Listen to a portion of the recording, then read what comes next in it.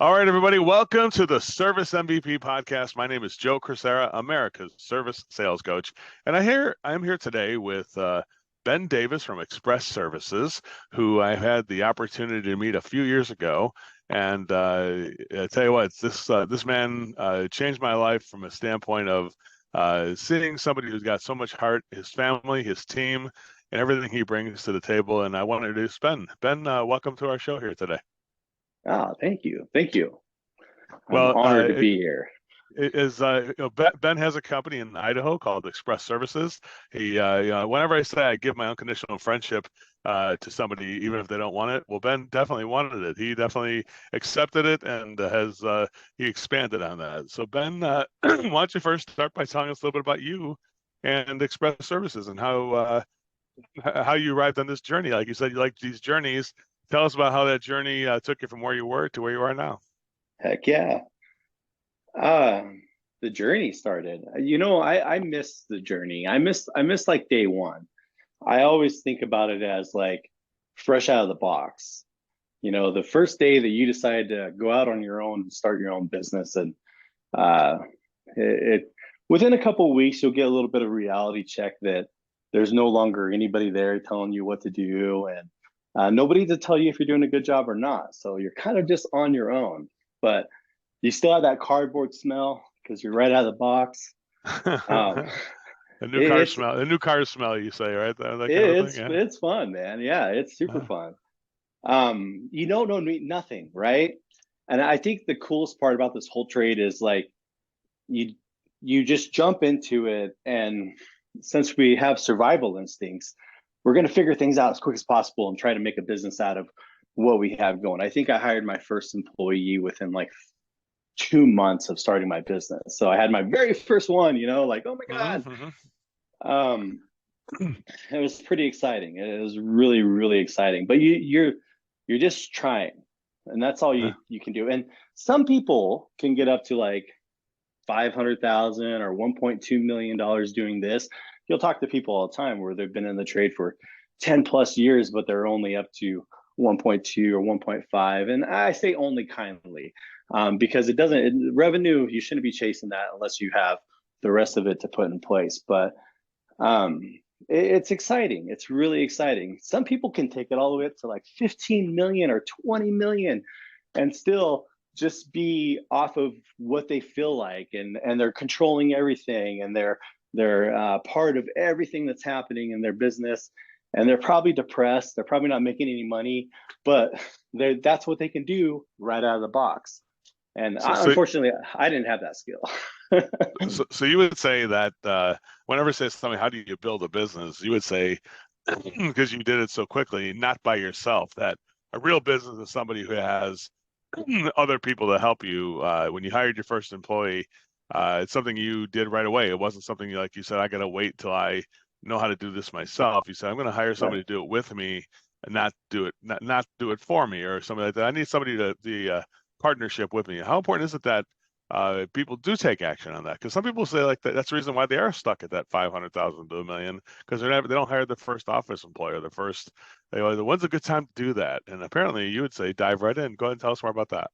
Well, I mean, it's just what are you capable of doing without any education, not knowing a single KPI, not knowing anything about operations? What can you do?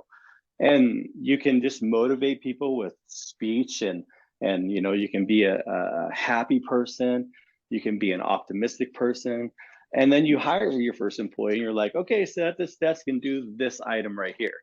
They probably have no employee manual. They probably have no operations in front of them because you don't even know operations. So you can do it as you will. And when I talk about being fresh out of the box, it's like the trade, or at least some kind of process. Like a computer needs to be typed on, right? A program needs to be Mm-hmm. open. Um, but you really don't know anything more than that. And do you see these companies get up to that 4 million or $5 million mark, and they're falling apart? There's no profit there. They're stressed out of their minds, and they have maybe too many employees. Maybe they're doing 5 million and they have 80 employees, and you're like, holy moly, that's a lot of employees for $5 million. Hmm. So I would suggest to really just start at the beginning and try to put operations in effect as soon as possible. Because you can hire 10 employees and you can run 10 employees just off of being you. But until people actually know what the goal is, what we're trying to do, what kind of KPIs we're trying to track, um, and have a certain direction to actually go so they know if they're doing really good for you or are not doing so well, then you could scale so much more quicker with operations. So some Hmm. kind of process, right? So we Got it. got up to 5.8 million. We had no marketing budget, zero. It was so nice. Hmm. Um, we were paying for no coaches. We were going to no seminars. Um, we were almost all commercial. We were 80% commercial. And the thing that we had was there was 13 of us, and we were really good at doing commercial service. Hmm. But when the times changed and we decided to go into residential, that's where you got to get really serious on those processes and get a coach like you. I mean, how do we handle a residential customer? A commercial customer is easy, Hmm. lowest price wins. Right. Residential is a lot harder because now you're paying for those leads. You're putting money behind each lead you get. So you better do something when that lead comes through your front door. And Well, that's I think that's really good advice. I think when I think I'd like to shift this to something that is in your superpower, because I know I talked to my buddy Al Levy, who was I talked last week when I was at this event with you, Al and Chloe. We were all at this event together. I talked to Al about you guys, and I talked to other people that have talked with you and done yeah, business. that's Tom Howard and people like that oh know you very well too. Good mutual friends that we all have, right? right. But one thing I think that everybody agrees on that even though Al's got his processes of all the operation manual, I have the sales process and the in-home experience kind of a thing we're trying to provide. But one thing that both Al and I agreed on, we're like, you know what, Ben and Chloe Davis, especially Ben leading this whole thing, brings something that nobody can bring other than him, and that's what I want to talk about now.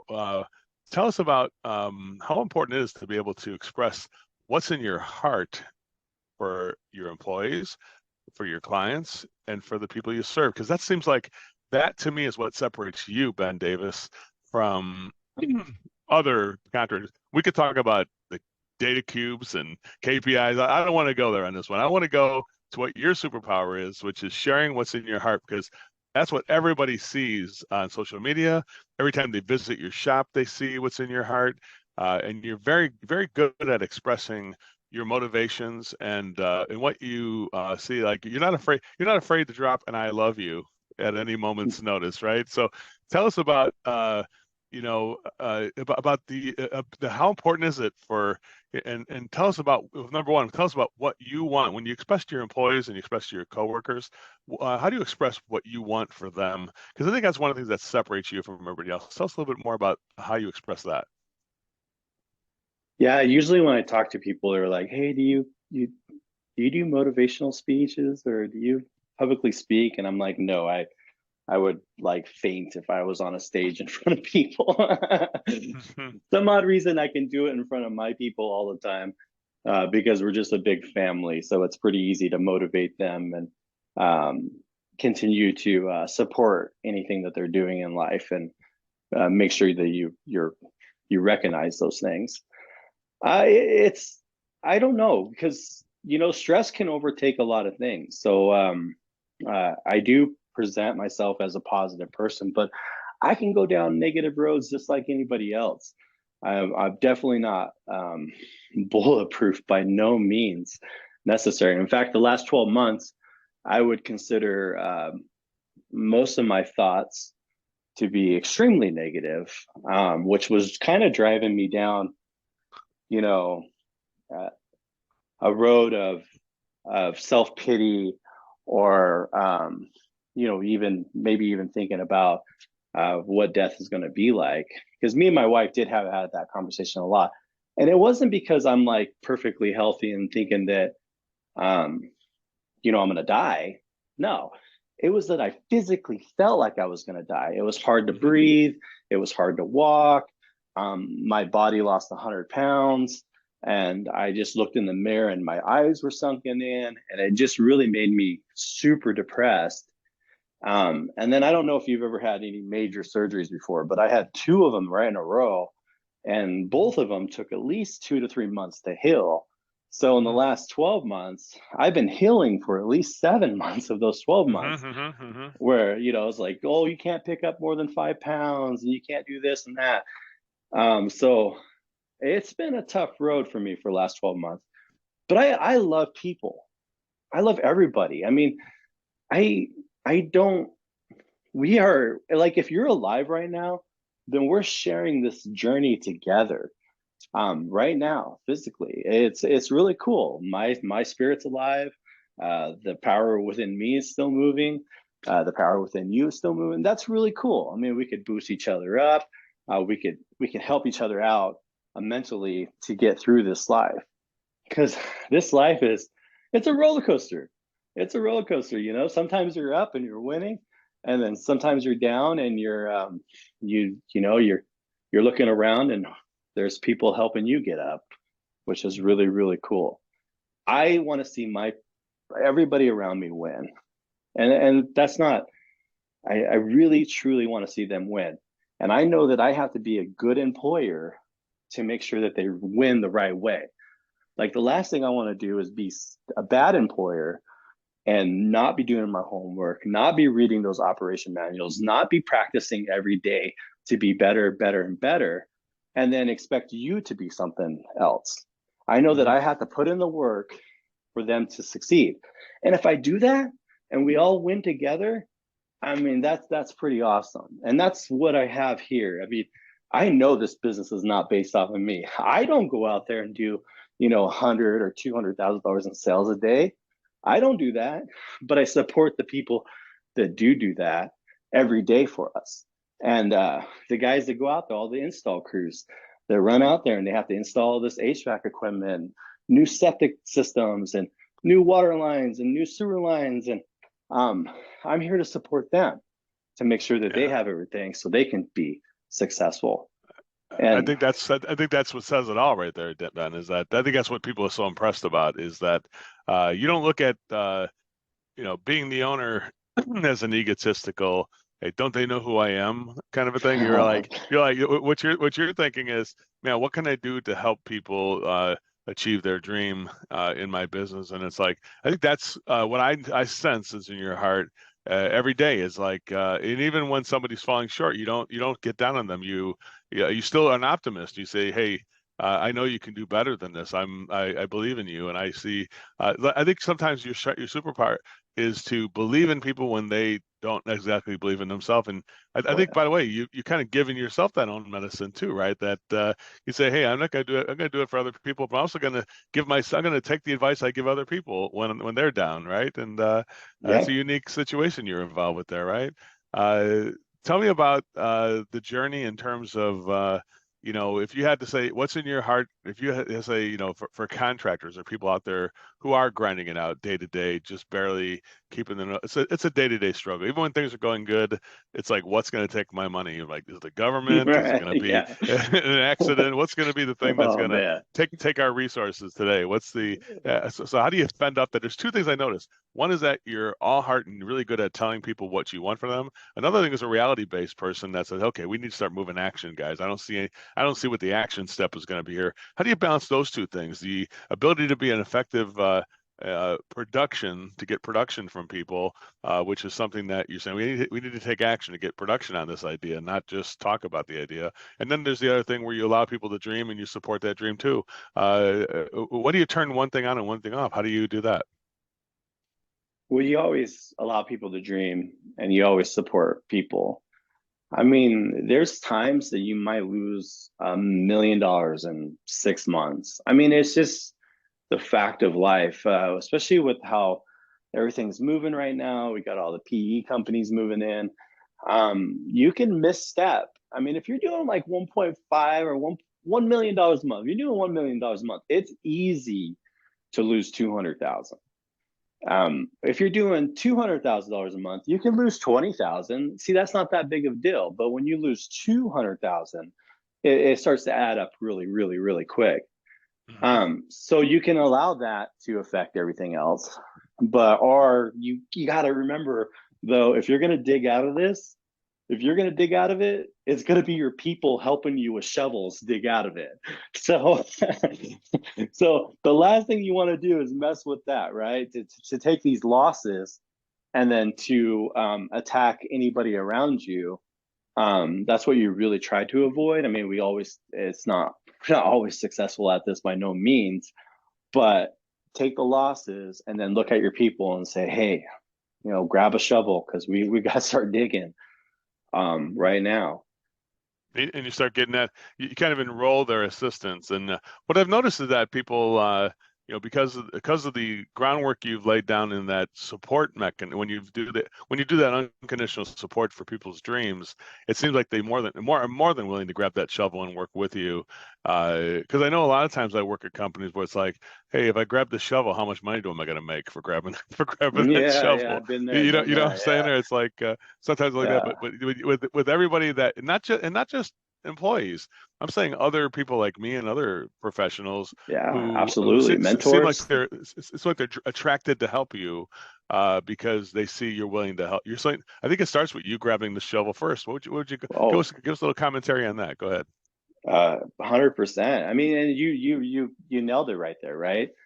I mean, Eve, there's mentors out there that grab a shovel with us, which is just super cool. You're one of them. I mean, Mhm. you've always been one of them. I'm like, Joe, come on. And all of a sudden, Joe's in, and he has a shovel in his hand, and we're pushing dirt to get out of this jam. It's it's really nice, man. It really brings tears to my eyes most of the time when I talk about it. It's I was just at Tommy Mel's event and I felt like he was grabbing a shovel. I mean, the stuff that he taught us at that event, well, I felt was higher level stuff because Mhm. it's really about working on your body and your mind and your spirit and then work on what else you need to work on and always self-reflect. Am I reading those manuals? You know, am Mhm. I doing the things that I'm asking the people to do? I always feel guilty is if the path isn't clear for everybody, then what's my expectations? So when I talk to even contractors at like the event we just left, Freedom, Home Service Freedom, when I talk to contractors there, and they're like $5 million, and they're just running for it, and they're like, I need more leads, I need more leads, and I'm like, what about process? you know, hey Joe, come on over here. What are you guys doing as far as your sales go? I mean, why are you eating up so many leads? You have 40 leads a day or whatever you're getting. Why are you eating those up so quick when you could capitalize off of those and provide a better service? Like you think that it's more and more and more, and you think that when I get to 10 million or get to 50 million or get to 20 million, that's when life will change. And you're completely wrong. It changes right now when I you think put those pieces in place. yeah, I think that's what a misconception. I think what you're bringing to light here, Brent, is really a is clearing up a misconception for all those contractors who are from that, 500,000 to even five up to 5 million, let's say. It's like like it seems like whenever they get to a level like 1 million, and then they get to 3 million, and they get to 5 million, because they're always working on the next level, it seems like there's always the struggle either to keep what you have or to grow what you have, right? Yeah, Can you express to people for them or like let everybody know that it's okay if it seems like even when you're successful, like from the outside, people would say, look at this guy, he's $100 million company. But I happen to know those people, and I know even those people are like it's a day-to-day struggle to keep what they have or not lose what they have. And then there's also say, absolutely. I want to grow what I have. That's another. So express to people that because I think some people have the misconception that once you get to a level like 5 million, it's like, hey, I can sit back and take it easy now. No, no, Tell us about that a no. little bit about tell us about the day-to-day grind and the struggle that no matter what level you get, that there's the effort never has to stop. Go ahead, tell us about that a little bit. Right. Well, uh, so we can get into a mindset of chasing revenue, which revenue to me is vanity. It really is. And I really had to break that from even my management team where Oh, we didn't have a $300,000 a week, oh, we failed. And then we started looking into it, and it's like, well, did you know that Thursday has 80 hours of overtime and Friday has 160 hours overtime? So while you're trying to chase that revenue, you're actually killing it. You're crushing it towards the end of the week because you're throwing all of our manpower at it just to close it out on a Friday versus a Monday. Mm-hmm. So it just stop chasing revenue as a whole. Revenue doesn't, I don't care if you're 3 million, 2 million, a million. Stop chasing revenue. I need to look at my profit and loss. I need to get the percentages correct within that profit and loss. You need to get probably a coach. You need to get out there and figure out what that's going to be. What do I want my field labor to be? What am I driving for? Like I drive for 20% in field labor, right? I mean, I think it's pretty much an industry standard. I think we should be trying to drive for that or less. But those are the numbers that are key. So I need to work on my profit and loss. I need to work on a budgeted, forecasted budget, and I need to start sticking with that. And that's going to help me grow because I can build the bottom line. But these guys, they get all the way up to 6 million, 9 million, 10 million, and it's a wreck. And I was there. You've seen it. All right, I've seen Which it. is, Yeah. Mm-hmm. yeah, I mean, you showed up during the whole thing. I mean, my life really didn't change until 2020, really, when all this chaos happened, Mm-hmm. and we had to Yeah, start changing directions. yeah. I remember I drove up there in the spring of 2020, I drove up through Western Nevada, which was a scary drive of its own. Like, wow, it's spooky. There's everything's closed because of the pandemic, and it's like it's already isolated area, and it's like everything's a ghost town within the ghost town, right? So it's interesting. Yeah, But I think that's what you still had the foresight to, hey, we have an opportunity here, while other people are saying let's shut things down. You're like, no, we're going to open this up and be available to our community, right? yeah. To me, I think I see Ben Davis, I see a series of self-sacrifice so that other people can achieve, both employees, the community, and even the people you work with, like me. So tell us a little bit about what's in your heart what's happened to you in your past or whatever that gives you so much generosity to other people. Tell us a little bit about that. I don't know. I mean, I think we all have a story. Like we all grew up with something, whether we were in like a super religious family or we were rich or poor. I mean, we all had a story. And I think it's just how we overcome that story. Hmm. And we have to we have to realize that we're all just people. We're just people. So we should support each other and keep bad people away. Don't get me wrong. Hmm. Don't let them in your life, man. I Hmm. mean, I tell you like anybody anytime, like you bring 1 ounce of drama, I'm probably not going to call you and I'm going to Hmm. run. Keep the good ones in your life and then just support the heck out of them. Just push them forward like you've never done before. Why not? Like when we pass, we want to be remembered as a good person. We want to be remembered as somebody that hopefully changed somebody's life. When we teach plumbers how to plumb, when we take a 22-year-old and we take them through our program and we launch them out in the field, I mean, they get their little certificate and they're so excited. And it's so awesome to watch them go out there and be successful, drive forward within a career. Whether they work for me for 20 years or not, even if they do leave me, I see them go to other companies and I'm like, that's really cool. They're still going forward within the career that we helped create. So just get satisfaction. I think there's a reason why people are teachers. I just, Hmm. I feel like it's fulfilling. I feel like um, it brings you, you know, to another level. I mean, you can have all the money, you can buy all the toys. And I had a garage full of dead batteries at one point in time too. Hmm. More stuff than I could drive. Yeah. Yeah. But it's not about that. Yeah, I think one thing is like you also have no shame and when you do have resources, you have no shame in having fun like a little kid. So like at five, like, hey, let's get a balloon, or hey, Yeah. let's get in my car and do burnouts on the road. And Yeah. Joe, get in there and do it with me. You had Tom Howard, which is he's about as unlikely of a person who would get in a car and just do a burnout like you Yeah. did, and Yeah. Tom myself Howard too. It's like did. it's Yeah. funny you take these people like me and Tom, put us in a situation. It's like, Tom, let's do a burnout, or Joe, go, dude. And I do it, and you say, that's the Joe Crisara I wanted to see. Yeah. The real Joe Crisara, who's having fun like a child, right? It's really Tell us about cool. tell about that part of it. Tell us about how having fun, and when you run this kind of a business, there's so many negative things, the KPIs, the numbers, chasing. You said chasing that revenue, or if you're just saying that the advice not to chase it, but it's still there. The fact we got to make payroll every week makes us chase the revenue is Yeah. a factor. Tell us how we say when you do have the resources. Tell us about your advice about having fun with those resources, as opposed to just putting them in a bank and hiding them forever, and they just there's no inspiration to that. Tell us more about that, because that seems like that childlike enthusiasm that makes that. That's why I think I love you so much. It's like, dude, this guy's like a 5-year old in an adult body, and he just wants to get out there and have fun with shit. And now he's got the resources. Like he's like a 5-year old with actual resources to have a credit card. Yeah. Yeah. It's giving you Uh, like you with like a 5-year old with a credit card. Is the best way to put it. Tell I us about that. know. Go ahead, Ben. Well, I think they took away the credit card. I think the credit Oh, card's good. That's probably gone. better. Yeah. That's probably a better financial move. Yeah, yeah.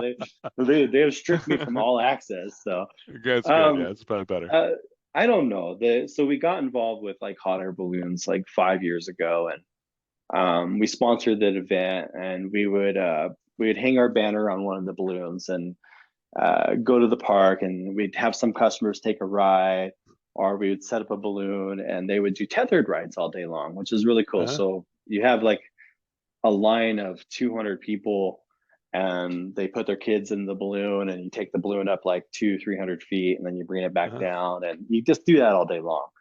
And the Nice. smiles that you see on people's faces is just like unreal. I mean, it's just the kids just like their eyes are so big because the balloon is so big. Yeah. And I mean, even like taking you in the Camaro and doing a burnout, we cooked off a whole set of tires. And so I drove it the next day, and there was like these ribbons coming out of the tires that were slapping the Oh fender hell. wells. Um, but why not? I mean, it's an LZ1 Camaro with 700 horsepower. Let's go see what it's got. I mean, we're not going to put it in the garage, right? I mean, we Uh-huh. have to go out there and see what it's got. I put Tom Howard behind the wheel, and I just loved it. I loved looking at it. I love his facial expressions as he was going through the gears. I mean, it was super fun. One time I got out and I'm like, okay, Tom, do a burnout. And anyway, it was just It is. it's fun to see that because we live Yeah, this life of work. yeah, you put that. I think you like to see what's the real person inside that person, and putting him in situations to see what they're really made of and what they really have, and so, the joy. Try to bring out that element of joy in people. That's the thing that I think is the Ben Davis difference. If I said his legacy, if I had to, I hope you outlive me, which I think you probably uh, will. But I hope I you don't do. know. I wish that for you and your family, because you've done so much for the industry. But if you did, I know if I had to give a speech about you, it would be about the man who makes us all remember our inner child. And it's like it's nice to come over and just play with Ben today. Can Ben come out and play? Right? That's what Yeah. I get from it. That's my summary of you as a person, and that's really great. Ben, any final thoughts that you want in your heart for contractors? We're going to wrap this up right now, and it's been a great interview. I want to say thank you for being here, Oh, and thanks thanks. for all you've done for Service MVP, and also for your family and all the people that I know in your company and your Yeah. community in Nampa, Idaho, for sure. Yeah. But tell us a little bit about what's in your heart for contractors. What do you think? If you had to give contractors some final pieces of advice, obviously they don't chase the revenue part of it. Obviously to have fun with that revenue when you got Yep. some, have some fun with it. What else?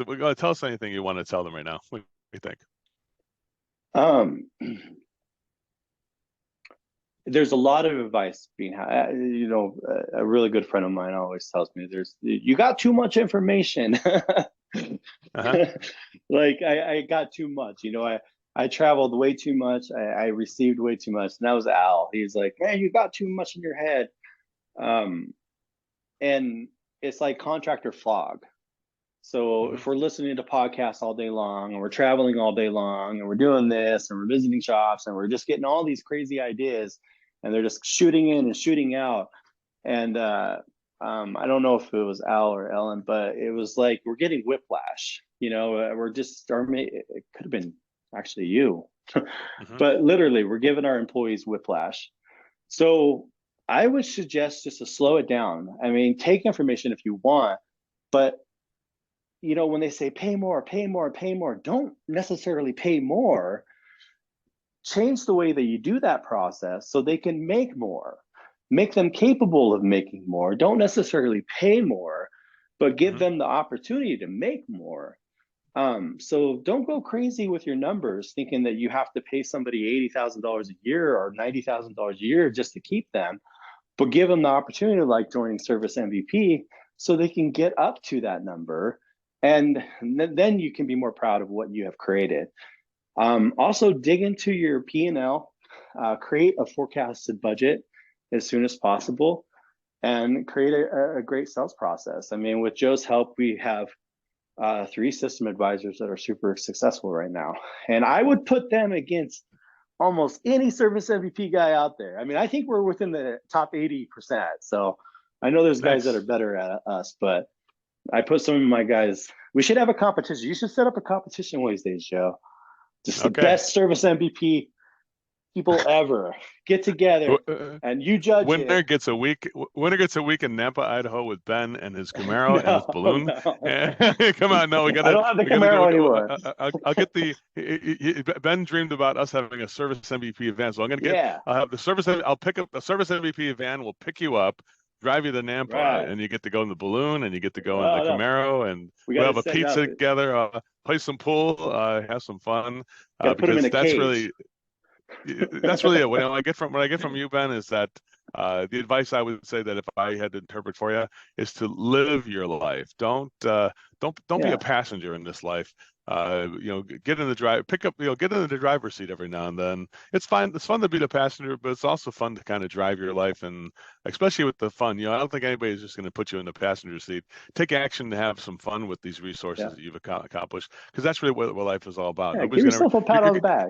I'm Yeah. gonna remember, like, if I'm of all things that would say, what would you remember about the Express, the two visits you made there? I say I remember going to that Camaro for sure, and I remember that pizza party and that pool Yeah. night where Oh, that was fun. we shot pool and things like that, and Ben put in Yeah. some money to say who gets the winner, and those are the kinds of things those are the kinds of things I remember. Ben, thank Yeah. you so much for being an inspirational figure for other people, and definitely. Ben is also a firm believer in Service Titan and people like Tom Howard. He has a Yeah. lot of great mentors and things like that. So Ben definitely has an open heart. So Ben, thanks so much for being on this podcast. I really Yeah. appreciate everything you do for everybody. Absolutely. Yeah. I mean, dial it in, right? Sign up for Service MVP.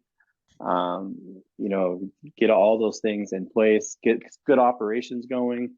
Um, Al with Seven Power Contractors got that. Like you said, Service Titan's absolutely amazing, always supporting the trades. Um, but um, just love life, man. Just love it. So I'm out. Thanks, buddy. Have a great have a great one. Thanks a lot. I appreciate you. Yeah, thank you.